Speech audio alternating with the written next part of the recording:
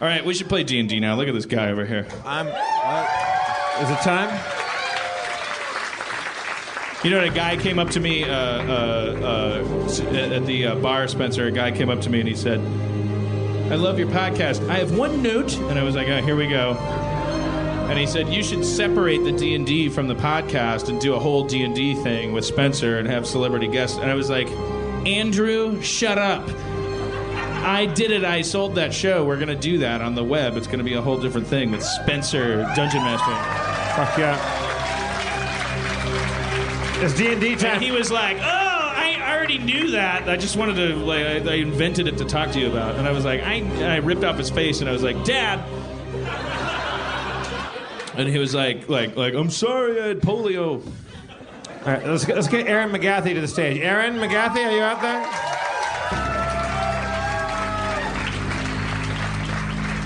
All right. What if Erin came up with her shirt off? I was toying with the idea. I had my tights off with like a target around my pussy. Everybody, did we go to, like Spencer's wearing a T-shirt that says Master of Dungeons. I'm wearing a T-shirt that says Sharpie. I had a Rob. Rob's the awesome guy who made all these shirts. Let's hear it for Rob. Rob made a... He made me a shirt with 2 arrows that said adventure. I spilled vodka all over it, but I had it on earlier. Vodka is a terrible stain. But Rob, let me tell you, she spills vodka all over everything she loves. Including vodka. Like her boyfriend, the planet, birth certificates. It's a christening. Wait, this guy's got a camera on his head, and he went to the bathroom. Did you just film yourself taking a piss? Yeah, I don't know. All right. There's no red light on it? Is it out of D12 or whatever? Oh my God, he has blood all over his face. Neil, make sure it's still rolling. And also, can we give him $3 off his ticket price? Jesus Christ, he's... I was told by Morgan, our tour manager, that I need to announce that after the show, we're going to the Lucky Labrador across the street. Yeah. And that's where Spencer and I will be selling merch, and where you can buy prints and T-shirts, and Dan and Jeff will sign them. Only $50 a signature. No. I'll sign anything you buy, and also you don't have to buy anything. I'll sign your napkin. I'll sign. I will for no price. I will mime Sasquatch rape you.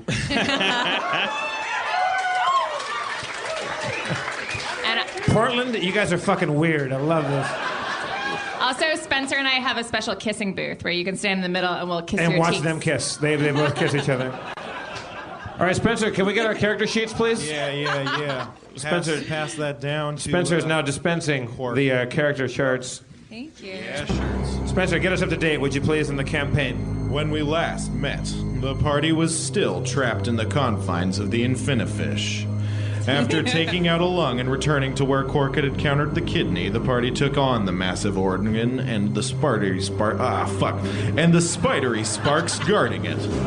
The kidney was eventually destroyed, and the gang pressed on through a thicket of fleshy cords, sliding down a slimy slide to a pink platform. At the bottom, they fought a tricky slime encased in which was a book. And after slicing and dicing the bloody slime, Sharpie was able to retrieve said magical toe. The only way out appeared to be a large sphincter on the floor. What would they do? I think I've said this before, but it would be so handy to have Spencer in your day-to-day life as an alcoholic. You went to the drawing room and started doing shots of Fernet Branca. Yes, you left your credit card there. At about 3 p.m., Gino came by, and you ended up going to the L.A. Zoo. Searching for your wallet, you realize that... If you get a text from Margaret, don't answer it. Margaret. Yeah. All right, so now... That's why. Yeah. I'm going to say, just to start things off with a fun note, I'm going to just stick a foot through that sphincter on the floor and see what goes. Just the 1 foot? You know what? I'm gonna run, and I'm gonna go like a long jumper. I'm gonna go 1, 2, and then I'm gonna like put my hands above my head, and I'm gonna feet first to go through the sphincter on the floor. But what are you gonna do in D&D? Huh? Nice. Don't snap. And just snap. Can we? At what point in time is it appropriate? I just saw these T-shirts over here. When do we bring those up? In a bit. Okay. In a bit. All right. Yes. Sorry. Wow. Dan Harmon fucked my mama, and all I got was this lousy T-shirt. all my mama got was these lousy herpes. No, they're great herpes. No, they're great. Babe, they're great herpes. They're weaponized. All right, so I do a 1, 2, 3, and I make myself like I go feet first through the sphincter on the floor, Spencer. Floop. You swiftly slide through the sphincter and find yourself in a small chamber. In front of you is a meat curtain. You sense something powerful and dangerous behind. Oh man, is this going to be like the Indiana Jones thing, but it's a turd like rolling? Because you're obviously in a colon, right? That's going to be like I don't know. You're running from a round ball. I'm looking at a meat curtain. Yeah. What are my surroundings? You're just in a small area. It's pretty closed off. You just flew through like a giant sphincter, and it Okay, I do a cartwheel and do a round off, and as I round off, I try to round off through the meat curtain so that when I emerge through the other side of the meat curtain, I go like ta-da! Like I swear, so I do a cartwheel and then tuck. And then do a round off, and I land. I go through the meat curtain. Okay, so cartwheel, tuck the knees. Yeah. Round off. Right. Meat curtain, ta-da. Right. Okay. I'm upside down doing the tuck as I go through the meat curtain, and ideally I would round off and be facing whatever I'm facing at the other side of the meat curtain. Well, you attempt that. All right. Your shoulders get stuck in the meat curtain. No! You fall unceremoniously outward into Should a have done largish 5 room. more round offs. I fall where? Into a largish room. Oh, so I've gone through the meat curtain. You can see through the meat curtain. I wouldn't say you're entirely through it. But I'm in a largish room? And you're also like fallen on the ground from failing your cartwheel maneuver. Okay, then I just crawl, like army crawl, hand over hand, through the meat curtain into the greater room. The room is littered with flabby tubes and arteries. The walls are covered in web-like lattices of veins and strands of fibrous tissues. You can see a large throbbing heart standing in the center of the room. Hanging from the ceiling are 2 orange orbs of tissue, perhaps some sort of nerve cluster or other thing. 2 flabby tubes reminiscent of stalagmites stand up straight nearby the heart. Flabby Tubes, he was that actor in all those old John Wayne movies, right? Yeah, no, it's terrible what happened to him. Like the studio system, like really victimized him. Hey, you're gonna go in that heart, are you? Let's go in there. What's happening? He has the famous story is that Flabby Tubes murdered that kid, but it's not true. No. Okay, so Walt Disney I murdered a kid and blamed it on Flabby I hollered Tubes. to Sharpie and Mulray and said, "Hey guys, I think I found the heart and possibly 2 nerve clusters. Get on in here." Oh, is he coming back up through the sphincter? I holler. Does sound carry through meat curtains? You hear the faint, squelchy sound of Quark's voice coming through the sphincter. Does it sound like he's saying, "Don't come down here, I'm being digested by a sphincter," or does it sound like he's maybe saying, like Data in the Goonies, "Hey, I found another room"? You hear it sounds like he mentioned something about a heart. Okay, well, I jumped down through the sphincter. You can jump through the sphincter. You have to can cartwheel. leave your friends behind, because your friends don't dance, and if they don't dance, Oh, they're no friends of mine. sphincter dance. No, don't fucking hey. clap for that shit. Don't reward that. If you don't give a shit about the Goonies reference, then fuck the safety dance. Just let me sit up here and die in front of you of old age. Let me turn into Mount Rushmore. No, don't. Weird reference. Sharpie, you can't just go through the sphincter. You have to cartwheel through the meat curtains and then army crawl through the rest of the meat curtain. I actually want to use that stick that you gave me that has the button on it. Okay. I'm going to put the stick through the sphincter, so to speak, and then slide down it like a fireman's pole. Okay. Because I pressed the button. Is this because you hung out at? Is this because you went to the Embers today? Is that why? Embers was awesome. The fish tank bar. We had a big. We didn't have a big fight, but it's cool that there's fish in the bar, and then inevitably someone's gonna go, "Oh, those fish aren't being taken care of." Like, come on, but they're in a bar. It's a tranny bar, right? Yeah, but the fish don't know that. Like, if I was I don't think anyone was like, "Oh, these trainers are a bad influence on the fish." They're gonna start dressing up as snakes. Yeah, it's a drag queen. They have drag queen shows. Yeah. But this was during the day. They're open at like 11. You can go sit there and it's like beautiful, and they got a fish tank bar. Cool. Embers. I enjoyed it. I didn't want to feel bad for the fish. I thought the fish were. It's like there's goldfish. They're a robust species of fish. Yeah. And the whole bar is a fish tank. That means that the fish are over here, and they could go all the way to the end of the bar, all the way. Like if you were a fish that was born in a tank. They came from a lake. No, they didn't come from a lake. Yes, No one from Embers goes out in a raincoat like a Van Camp's fisherman and catches. Oh, another goldfish for the bar. They're born in a goddamn paper cup at a carnival. But, and the ones that get adopted by the drag queen from Embers are like, they're the luckiest fucking goldfish in Portland. No. And it's they pour them in there, and the fish are like, "What's happening?" And it's like a Pixar movie. Like Albert Brooks comes up and goes like, "Holy shit, you wouldn't believe it! There's a whole bar." And then every once in a while, like someone like crashes through the top of the bar because they get angry, and then like probably a fish gets crushed. But all right. But at least there's no turtles eating them. All right, so I'm waiting for my friends through the meat curtains. You see a staff poking its head through the sphincter and then the meat curtain. Sharpie! Yay! Oh. I'd recognize What's that. Shitty. I grab onto the end of the staff and pull him through. It's stuck. What? I'm sorry. Let me press that button. You pull it. Sharpie, are you on it or are you already through Oh this boy, point? is stickler over here. Okay. It's important. All right, God damn it! You can just pick one. It's fine. Just pick one out. Am I on the pole or? Yeah. Did you already come through on the pole, or is he pulling you through now? I wanted to slide through. Okay. The Yeah. Well, that happens, and then so you slide through. Hey, what up? I got Mulrain, press the button and come through. Yeah.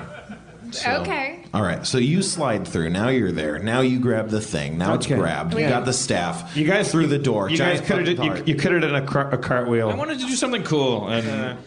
All right. What are our surroundings now, Spencer? Am I there? Yeah, you're there now too. Hey guys.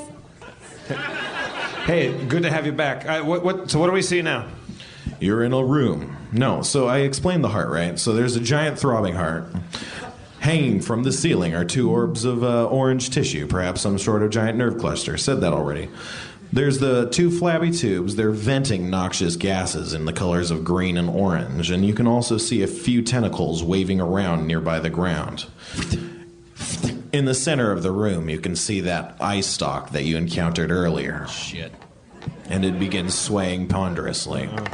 Gentlemen, are we trying to destroy the fish, or should we just want to leave the fish, right? Well, I think we have to kill it. Yeah, I would say. But if we kill it, are we going to fall down into nothing? Yeah, but I use my far sword attack. Here's my plan about that. While they're fucking mulling shit over, because I'm a barbarian, I swing my far sword as hard as I can at the heart. At the heart itself, right? Yes. Okay. Ah, you miss. Fuck everybody. Your far sword goes wide, and rather than hitting the heart, it instead strikes a tentacle. Ooh.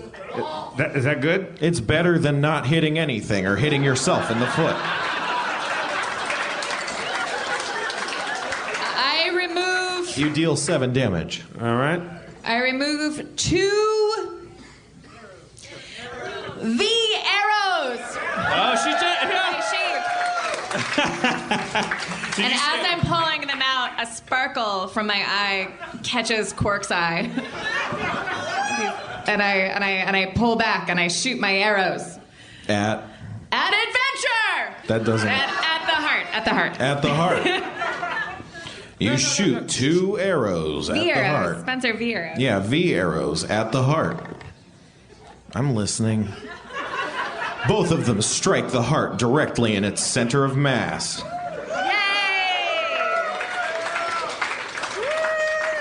Sphincter battles. Dealing Your sphincter. 6 damage. Yeah.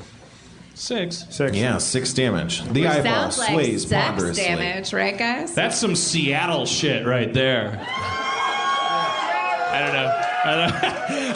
I just randomly thought maybe they had a rivalry with Seattle. They do. I was really tired today, and I think for a half an hour I thought I was literally in Seattle, and I met someone, and they're like, yeah, I'm from like an hour north of Seattle. I was like, all right, so an hour away? You're in Seattle? Portland's way better, though. It was Eddie Vedder. You know it was Eddie Vedder. Oh, I thought he had something in his mouth. Couldn't understand him. Oh, you just gotta go to Voodoo Donuts and do some slacklining. The tentacles shoot out of the floor and grapple you. They wrap themselves around your legs. You feel as if you can't move. At the same time, the ponderous eyeball sways and its eye turns purple and it looks directly at Sharpie. What? Sharpie. Yeah. I go like this. like what? It seems like an impressive response. As you make your excited and cool maneuver, you feel a haze come over you, and all of a sudden you feel the presence of several enemies surrounding you. Oh shit! I've been charmed against you guys. Well, Yeah. use some magic. No, Yeah, use some magic. You're a mage. Oh, can I resist it somehow? No, you can fight the enemies you see. No, I don't want to. I don't want to fight my friends. You do, that's the thing, though. Yeah, well, you can tell me that I want to fight them. I've watched you go through this with Jeff. Okay, you cast Scorching Ray on You Mulray. asshole. Oh. It hits. Oh.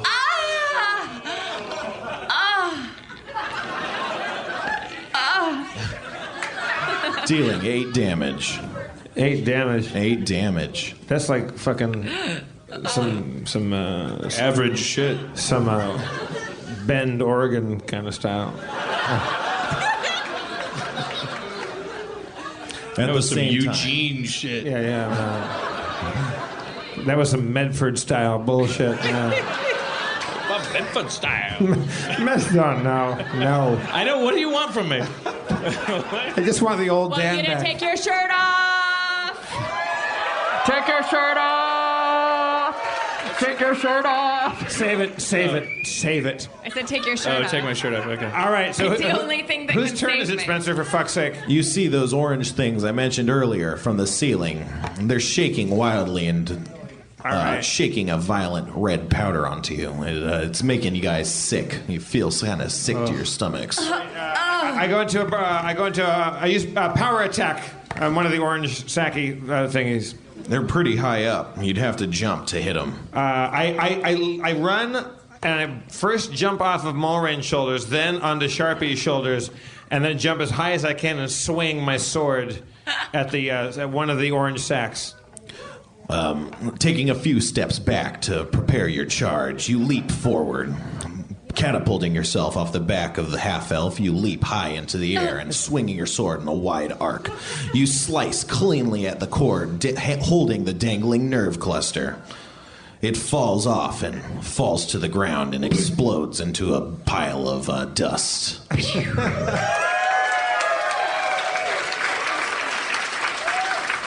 Never had a lesson. Never had a lesson. You hear the beast give an unearthly shake around you, as well as a long, far-off wail, as if it were in immense pain. Oh, we're close, you guys. Somebody attack the other nerve cluster.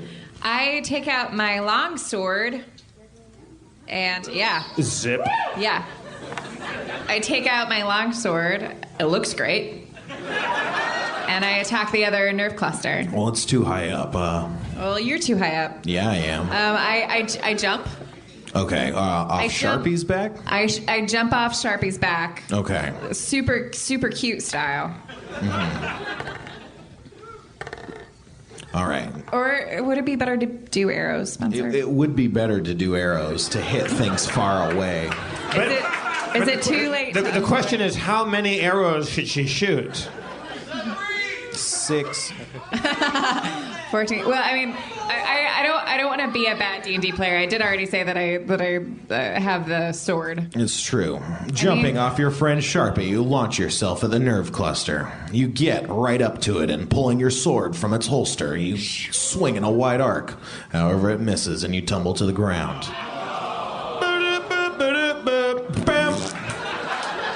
Dungeon snap. Same team. Thank you. I will next time, ma'am. I will. Yeah, Valcent hasn't even followed you guys. He's just making sandwiches. He's back in the last area. Sharpie, finish him off. Sharpie, you shake off the effects of your charm. I do? Yeah. Oh. He's back. I cast Booyah. No. Sharpie, you attacked me. I wasn't myself. It's like last night when we got in that fight. Over the straw? Yeah. What was the straw fight about? I Dan handed her accused a me of Diet ruining Coke his straw.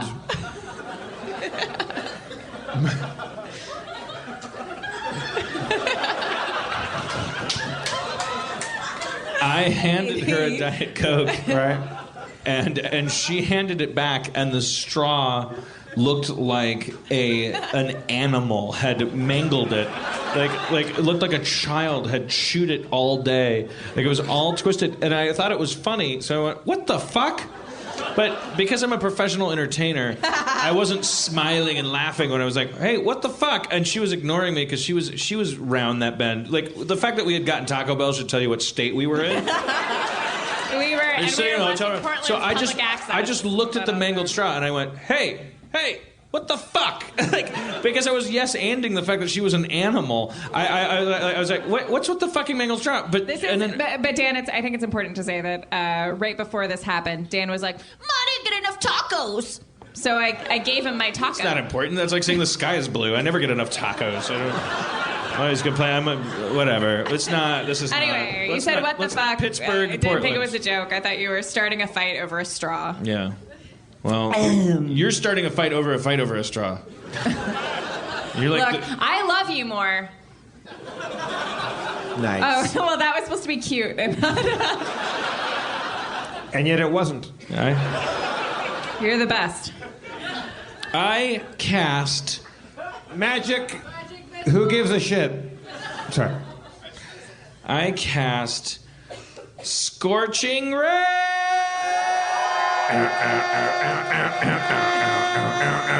Boom, boom, boom, rain. There's a rain, it's a scorching ray. It's hotter than a cold ray, hotter than the sun. Gonna scorch a ray and then we're done. Scorching ray's gonna cast some damage on this motherfucker. Portland got a scorching ray. Motherfucker got a force breath.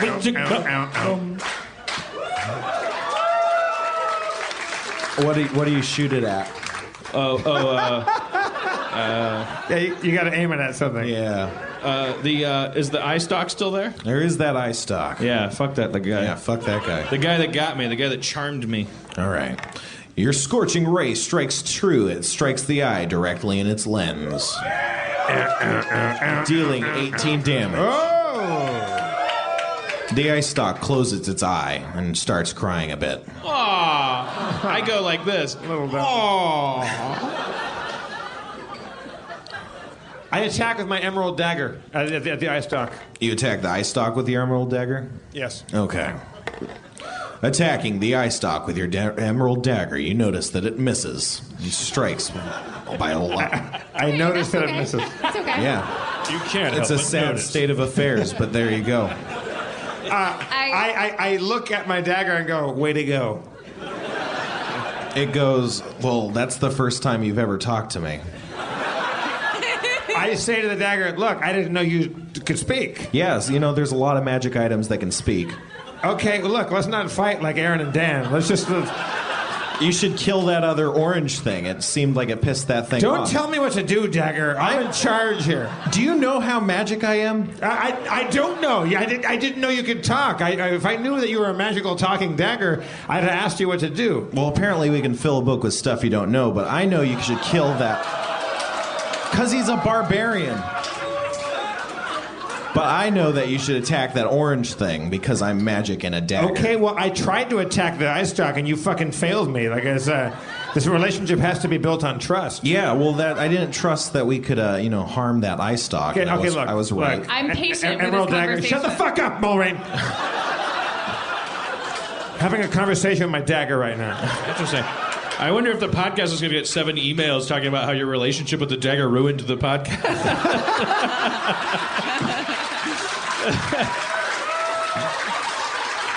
I don't know. I liked it. It felt honest.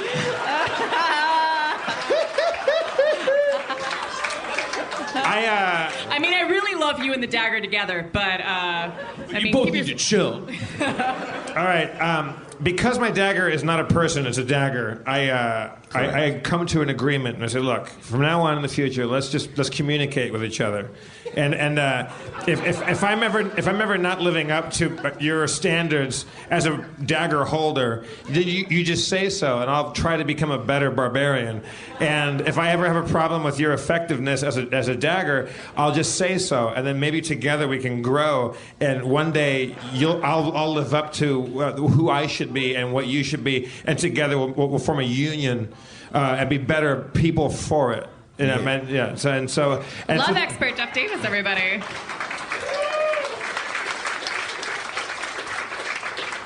And then I say, and the next time I fucking attack an eye stalk, fucking get your shit together. So a partnership is equals. That sounds pretty good. All right. Yeah. All right. Let's attack stuff together. Okay. Hey, you know what, Dagger?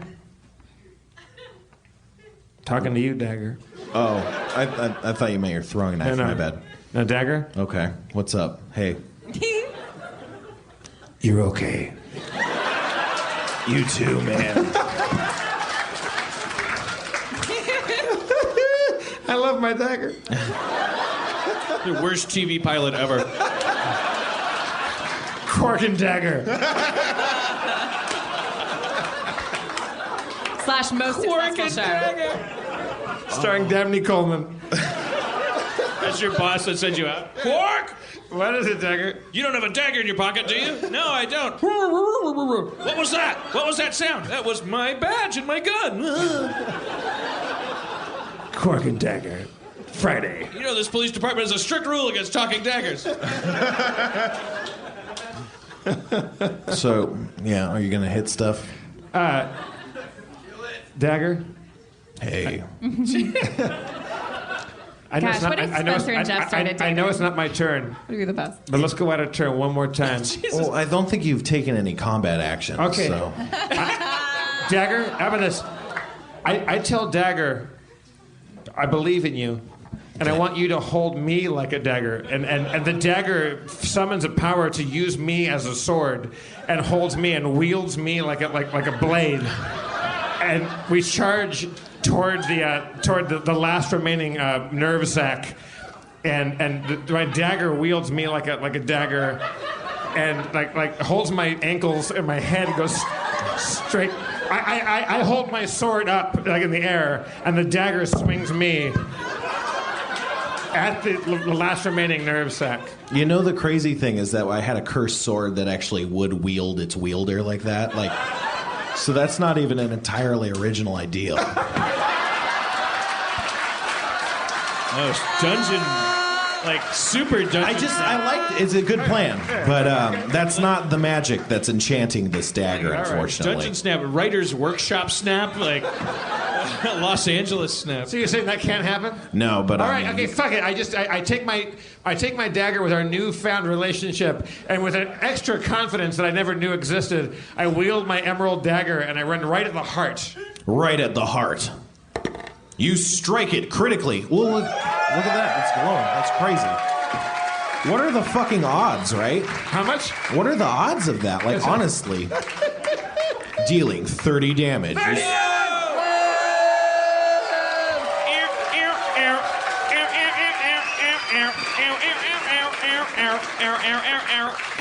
Y'all ready for this? You strike a great blow against the heart. It gives a violent shudder and starts to ooze blood.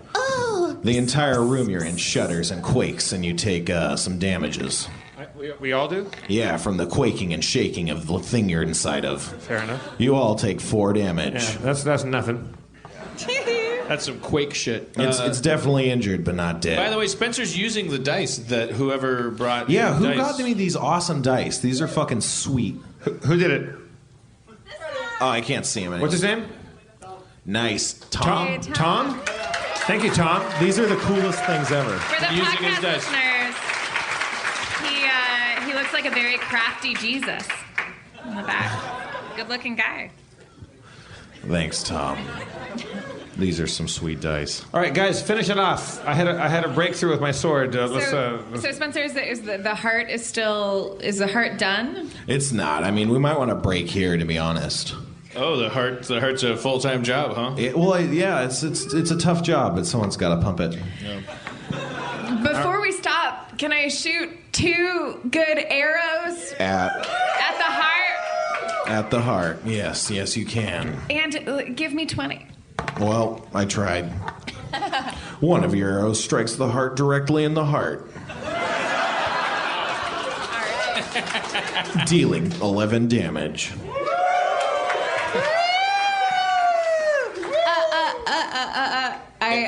Good Jeff's arrow. dagger winks at me. No. No eyes.